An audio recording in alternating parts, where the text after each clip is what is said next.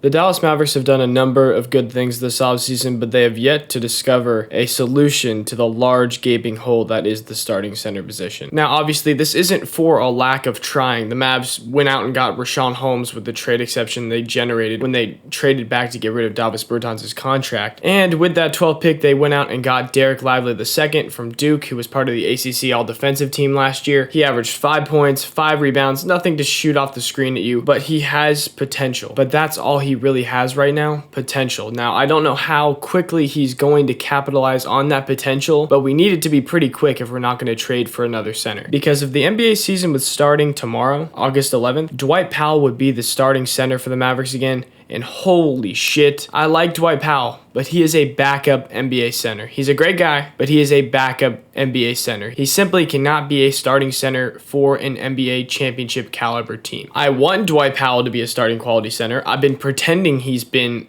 a starting quality center for about 4 years now. He's not. And obviously we still have JaVale McGee on the roster. I don't know what we're going to do with him because we wanted him to be our starting center, or at least that's what Jason Kidd said last year. Then he started 4 games, sucked ass, and then never really played consistent minutes past that. And obviously, as an avid Mavs fan, all I want to see this team have is a decent center. Whether that's going to be Clint Capella, because apparently we're still tied to him, because apparently we're going to ship Tim Hardaway Jr. off and JaVale McGee for Clint Capella, but that doesn't even make any sense because why would the Hawks want those two players? Tim Hardaway Jr. is great, but he's also a generational shot chucker and not an amazing defender. I'm hoping that we figure it out by the time October rolls around because I'm going to have a stroke if Dwight Powell is starting for the Mavs in October. Anyway, let's discuss other pickups the Mavs had this offseason. Obviously, re-signing Kyrie, had to do it, needed to do it. I don't know if Kyrie really had any other large offers going on outside of the Mavericks, but I don't care. Doesn't matter to me. We had to do that. We committed. I still don't love the Kyrie fit. I still think it's a little awkward. I'm interested to see how we figure that out this season. When we originally traded for Kyrie, I wasn't thrilled about it, but now that we've committed to it, it is what it is. Like, we have to commit to this roster right now. We also got Grant Williams in a trade that involved Reggie Bullock going to the Spurs, a first-round pick going to the Celtics, I think. That pick was a 2029 unprotected first-round pick, which is a little much for Grant Williams. It's a little much. But, whatever. It's 6 years from now? We'll worry about it whenever Luke has already left us. I think Grant Williams is exactly what this team needed. He kind of fills in for that Dorian Finney-Smith hole that was left whenever we traded him for Kyrie last season. And obviously, Grant Williams isn't as big as Dorian Finney-Smith, but I think he's a better defender. Now, Dorian will have a special place in my heart for my entire life because that man was homegrown talent that we traded for Kyrie, and it still makes me sad to this day. But we got Grant Williams on a very team-friendly deal. 4 years, $54 million. And compared to the market right now where Dylan Brooks is getting 4 years, $82 million, I feel great about that contract. Absolutely amazing, in fact, because Grant Williams is only 24 years old. He's going to get better, and he already shoots a decent clip from three-point land and is a versatile defender that we need on this team. As for other signings, Omax Prosper was someone that I was a little iffy on when we drafted him, but watching him in the summer league, he's a very, again, almost Grant Williams type player where he is a versatile defender and is annoying to guards and also can hold his own against a couple bigs. He shoots an alright clip from three-point land, especially right out of college. It's nothing crazy. He'll probably shoot low 30s, but he'll get the majority of his shots from the corner. But he really impressed me with his driving ability and his finishing ability. There were a couple times where it felt like his touch was a little off, but that will take time to develop. I just really liked his downhill aggressiveness. He was very aggressive in Summer League. We now have Seth Curry back for the third time. Hopefully we don't trade him for practically nothing again. Seth Curry, obviously brother of Steph Curry, great shooter. Come off the bench, give us some decent minutes, give us some, obviously, shooting and pretty much else. Seth Curry was amazing for us in the playoffs against the Clippers, those series. He was great for us, and then we traded him for Josh Richardson, and then Josh Richardson did nothing for us. So having him back is great. Obviously, add a couple years onto what we had before, and he's probably not going to be the same player, but he's still a great shooter, and he's only 32 years old, so he's got plenty of time left. We also signed Dante Exum back to the league. Obviously, Nico saw something in Dante Exum, and the new guy that we hired from the Jazz, who drafted Dante Exum a while back, must have convinced Nico in seeing the same things, because we signed him to a vet minimum, basically prove it deal, where his money is not entirely guaranteed. And honestly, I don't hate this pickup. mean, we were using a roster spot on Theo Pinson last year, and I love Theo. He's a great podcaster, and he did have a triple-double to end the season for us and tried to win that game against the Spurs that we were trying to throw. But I think Dante Exum taking a risk on someone that was kind of fell out of the league's favor and now played great in Europe and plays excellent defense. I think Dante Exum is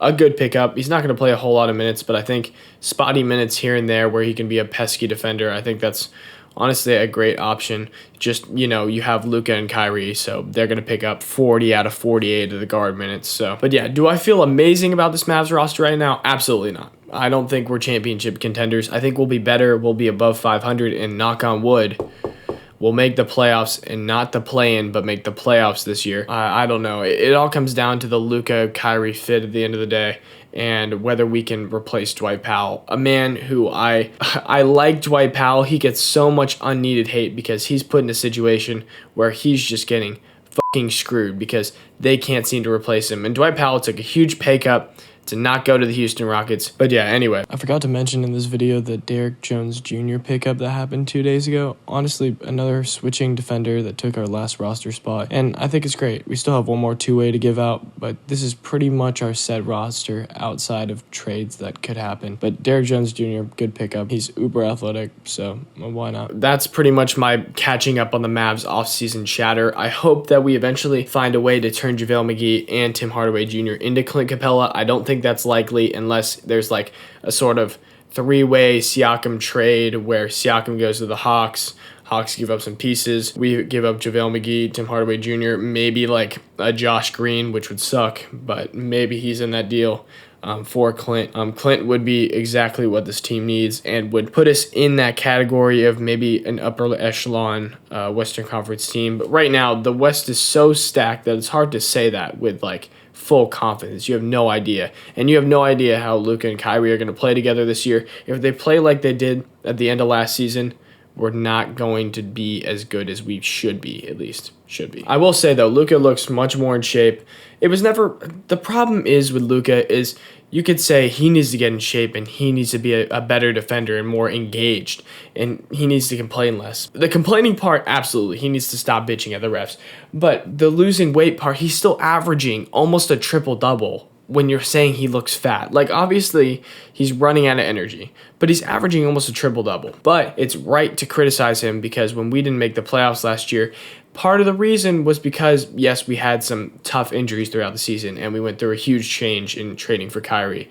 But also, it was because Luka was taking some questionable choices shot-wise and then didn't play a whole lot of defense.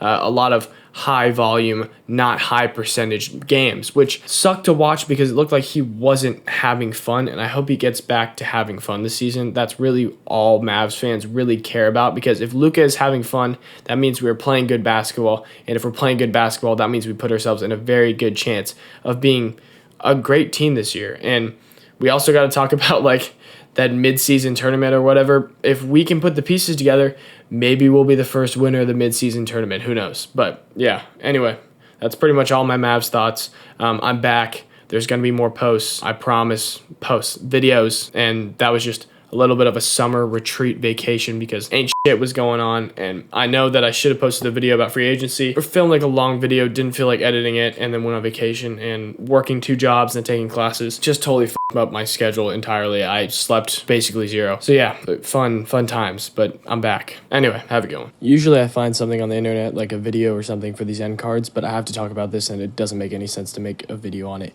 Why the fuck is ESPN letting go of Jeff Van Gundy and Mark Jackson and replacing him with Doris Burke, which is fine, but Doc Rivers? Dude, I couldn't even stand his like halftime speeches. Like they were just, but we need to play defense. Like he sounds like he's dying. Who decided that at ESPN? Are you trying to go bankrupt even more than you already are?